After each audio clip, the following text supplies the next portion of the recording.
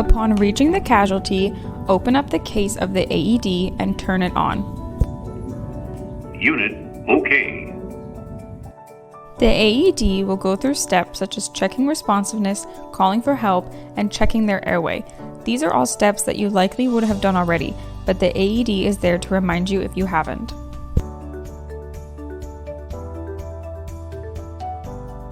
To check their breathing, tilt the head back and chin up to open their airway.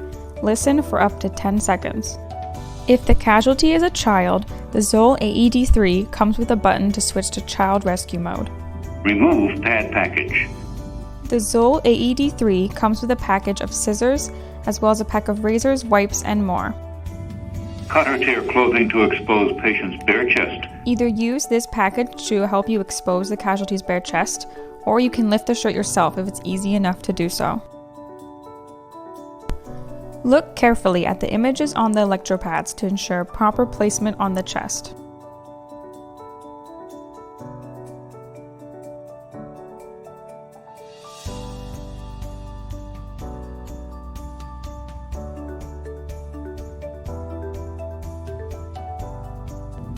Don't touch patient analyzing. The AED will now analyze the heart rhythm to see if a shock is advised.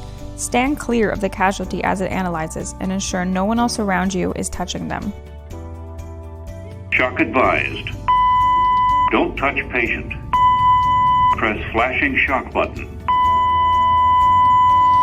Don't touch patient. Shock delivered. Start CPR. Push to match the tone.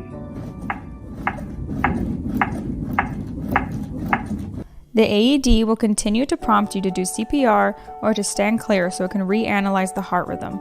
All you have to do now is continue listening and following these prompts until emergency officials arrive.